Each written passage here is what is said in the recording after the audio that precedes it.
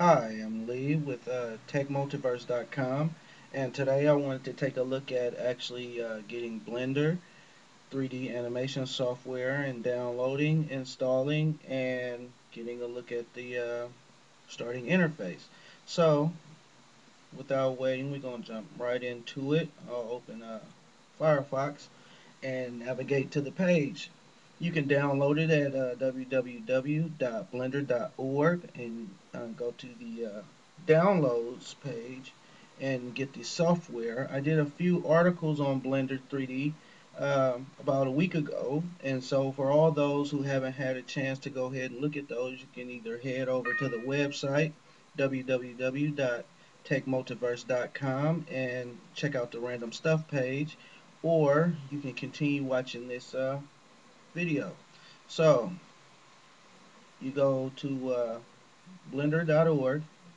First of all, I've got it here in my favorites since I spend a lot of time on the website looking at their tutorials and such. And you go to their home page, as you can see here, and here's the link up top. And you go to the downloads page here, and as you can see, they have Blender 2.49, which is stable. But for all those who want Blender 2.5, which is the newest version, you can get the beta by clicking here. Okay. Now, once this page loads up, we'll go into actually downloading. They support the 32-bit system on Windows, the 64-bit system on Windows. They also support the Linux and Mac version, but we'll look at the Windows for today. Okay, you click the link here for Blender 2.56, and your download will start automatically. Now, I've already downloaded the software, so I won't need to here. And once you download it, you navigate to wherever your browser stores your downloads. Mine is my downloads folder. And you can go to Blender, which will be here for you. And once you double click, it'll install. And you can go ahead and run it. It's ready to go. It runs on the Python script, um, as you probably know already. And then you can go ahead and pin it to your start menu like I have. Makes it easy to access, and then it'll start right up for you.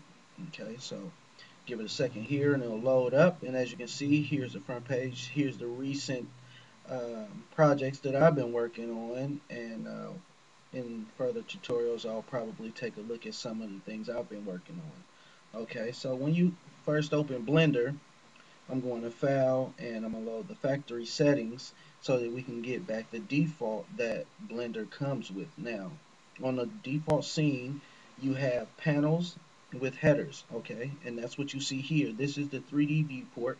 It has the name of the current view that you're in, the object that's selected, and the current frame that you're working on. Now, the frame is also found here in the timeline panel, okay? And it's on frame 1 is indicated with this green line here, and here is the header down at the bottom. As you can see, it has all of the tools for navigating the timeline. Here in the 3D viewport is the header. It shows the information from the items that you have selected inside of the 3D viewport. Okay, now here on the side is the object tools, which you can hide or show by pushing the hotkey T, which will give you more space in the 3D viewport to work with, just if you desire to have a little bit more room. And here on the right side here, we have the outlines panel with the header at the top, and it shows all of the tools to scroll the panel's header from right to left. You can hold the middle mouse button and drag from right to left, which is useful for seeing the whole header when you don't have a lot of room in that current panel. Under that, we have the outline, the properties panel, which is arguably the most important in Blender because it shows so many different properties. For this is the render output, as you can see, a lot of the different output settings for rendering your animations. Here you have your scene. So it has all of the information on objects in the scene. You have your world, which is mostly set to the background color and ambient occlusion, environment lighting, indirect lighting, and such. And it goes on and on for different types of information about objects that you're working with. And so it's a good reason to have this panel open at all times.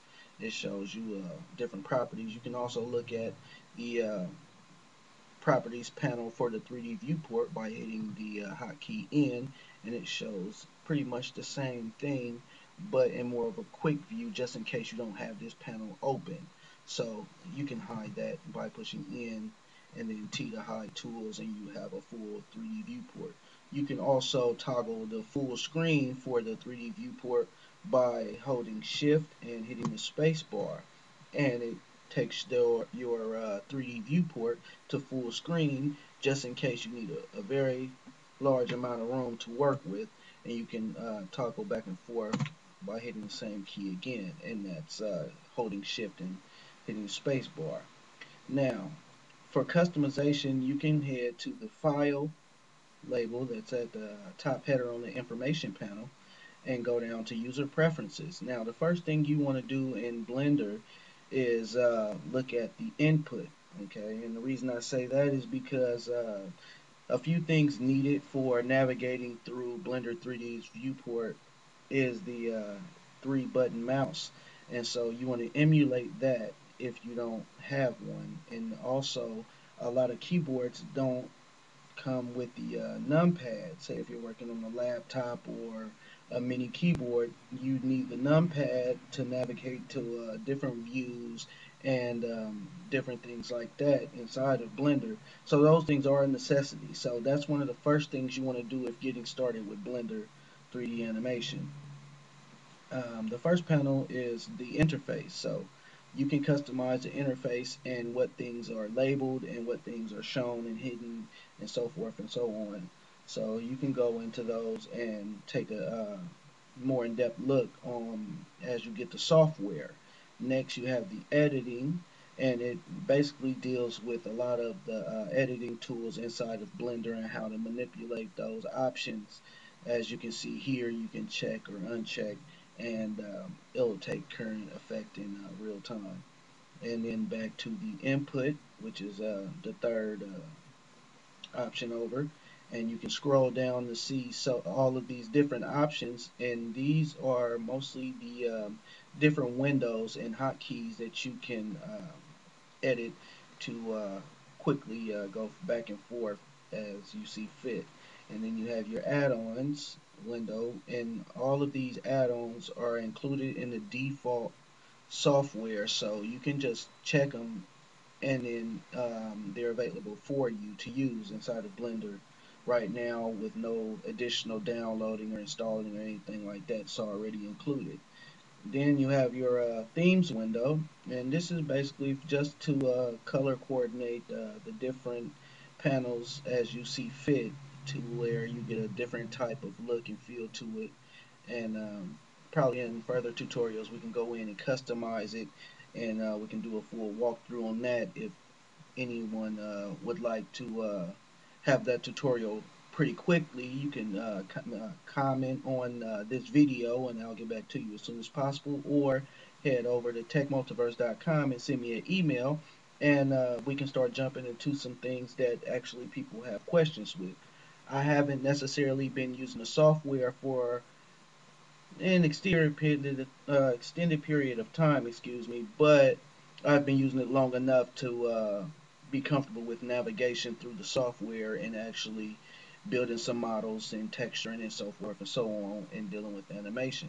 So here in the file window, we have all of your options on where Blender will save your work and your temp files, and also go and grab different plugins and fonts and things of that nature. So here in the file, you can customize those things. And then in your systems panel. Now this panel I haven't spent a whole lot of time looking at, just basically I'm comfortable with the way Blender has the default settings with the system, and I don't really know enough to go in and change any of these options to benefit me more so than it already is. So I leave those as they are. Okay, now as we close that, as you can see, we have our cube. To grab an object, you just right click on it and it'll get an orange highlight by default. And if you hold the right mouse button and drag it, it will move that item around. When you release the mouse button, it leaves the item wherever you put it. If you have the release selection option tagged. If not, you'll have to click the left mouse button to leave it where it is. So you can drag it, click with the left mouse button, and it'll leave it there.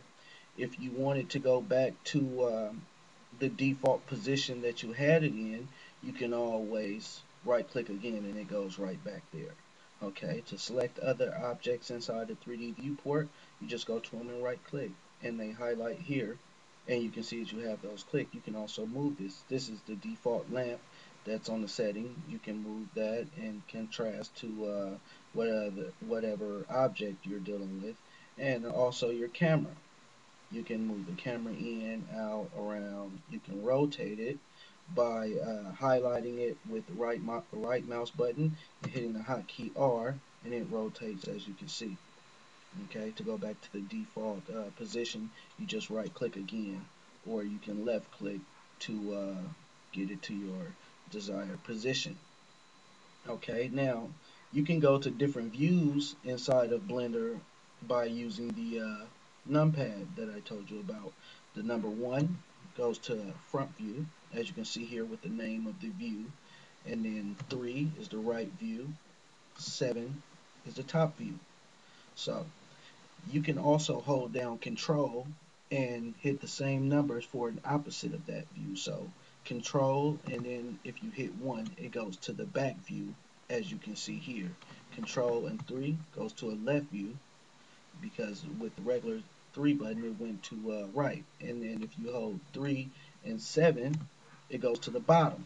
So as you can see, that's why I told you guys that the emulated numpad would be one of the most important choices in the input window, because you need those hotkeys to get to the different views and navigation, which helps you with modeling and viewing your object.